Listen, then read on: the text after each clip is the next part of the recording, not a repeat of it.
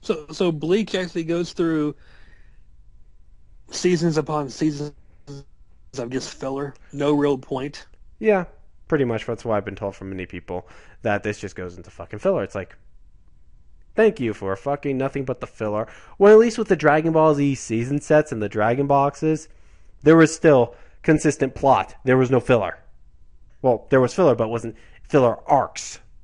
Oh yeah, Hell, even the fucking season 4. If you do, you have the Dragon Ball Z season sets?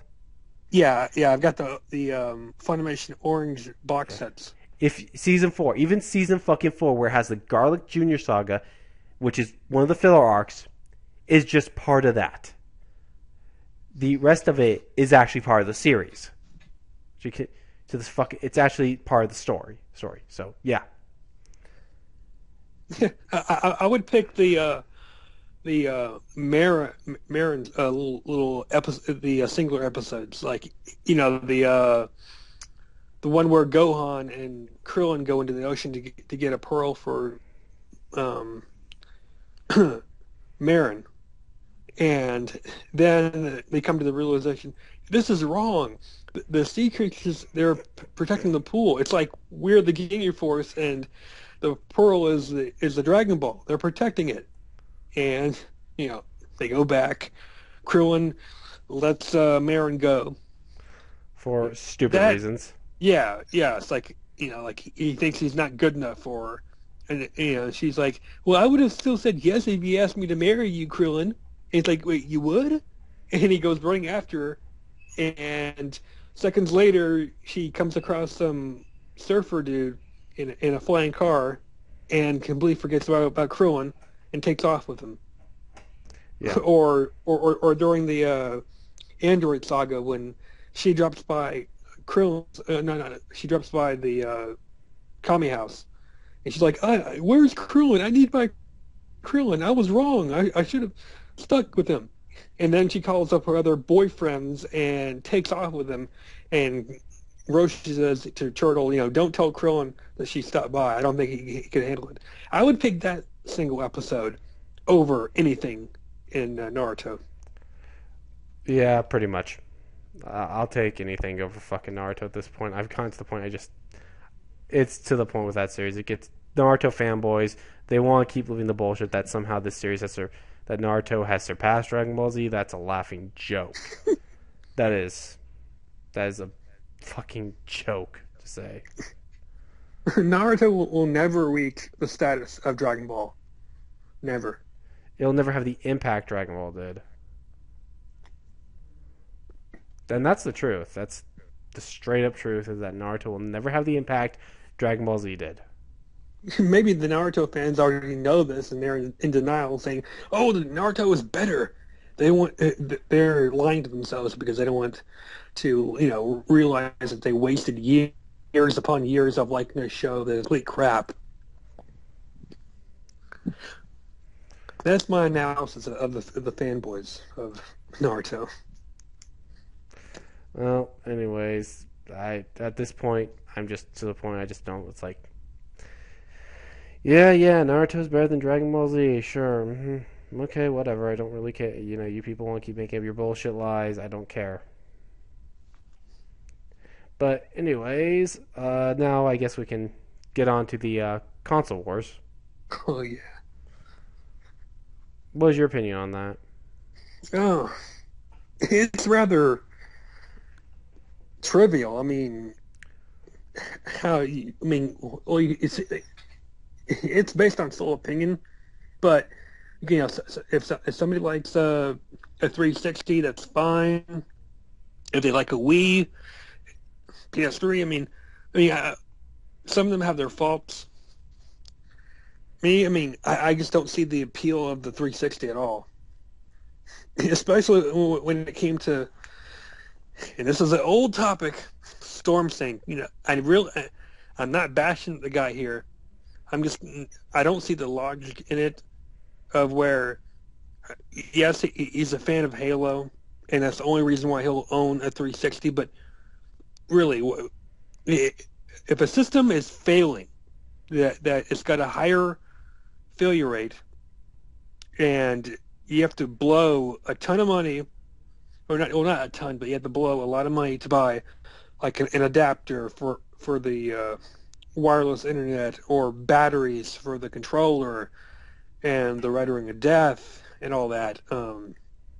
I really don't get the point of that because people like Storm's like they'll blow money, not blow money per se, but if a system fails on them, like Stormsync made a valid point in his rant video.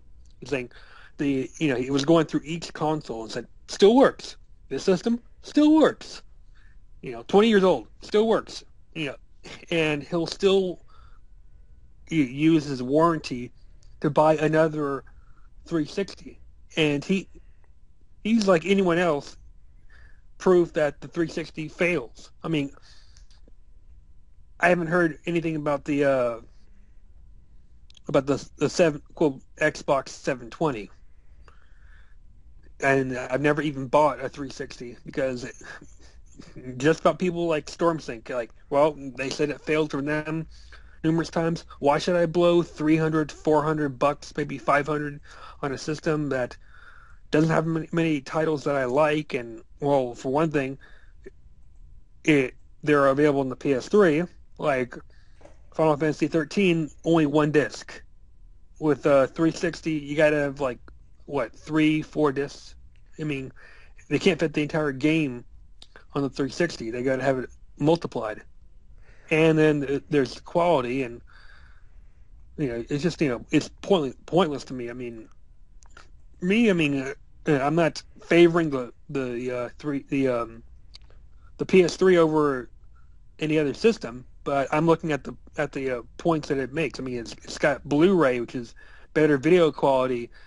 The controllers are wireless and they don't require battery packs. I mean, you can charge them up, but you don't have to. I don't know about the 360 controllers, but at least with the PS3 controllers, you can charge them. You don't have to buy batteries for them.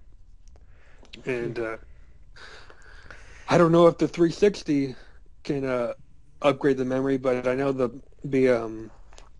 PS3 can. In fact, I changed out my hard drive from my PS3, which was the 160 gigabyte, and I put in a terabyte hard drive, a laptop hard drive. So I went from having a little under 100 gigabytes to I believe it's either between 700 and 800 gigabytes, because a good number of that some of that memory had to be used to format the actual system and transfer over game data and other updates for it. So even with all the game titles that have my interest or that I'm interested in, I've still got a ton of memory. Like, I've still got over 700 gigabytes of memory, so that's going to last for a long time.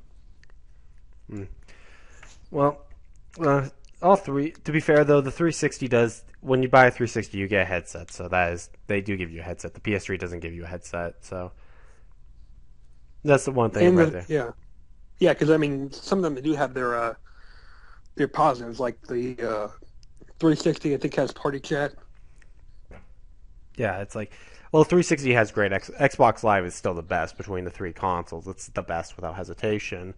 I like them for similar reasons. The 360, I like it for third-party games and Xbox Live. That's one of the reasons why I really like the 360. It's also, a lot of the games have become cheap now. Cheap and affordable. With PS3, I like it for its first-party support, and it's graphically, it's the best looking of the PlayStation 3, Xbox 360, and the Wii. So yeah, I mean, that's what they both have their strengths and weaknesses. PS3 also has Blu-ray, which is one of the which is freaking awesome to have Blu-ray. Yeah, and not only that, the E3 conferences.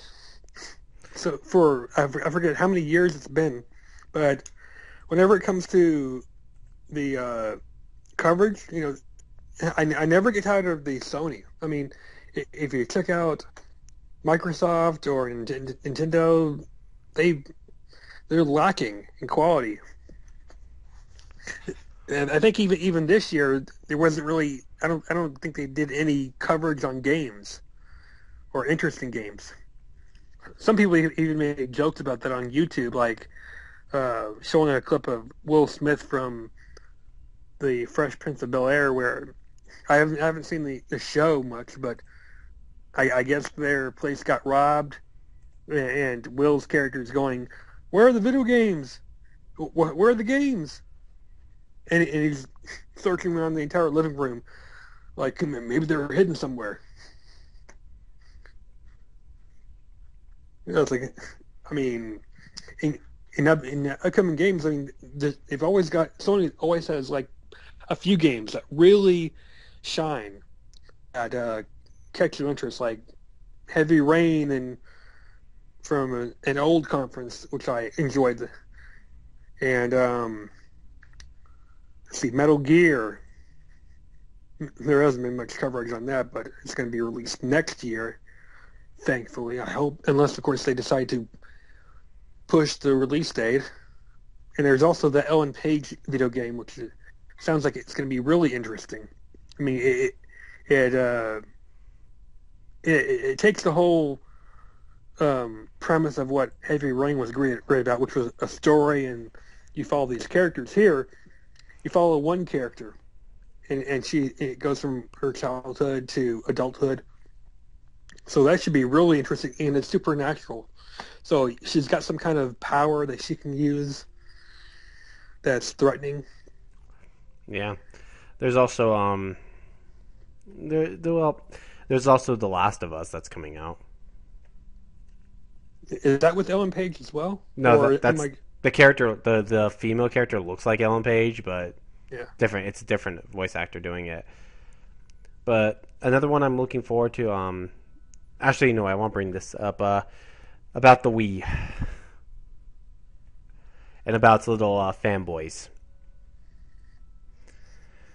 Okay, the Wii, I will say it's a pretty good console to own. I'm not gonna lie, it does have some good, nice features. First, you do get Nintendo games, which can be a hit and miss, especially now.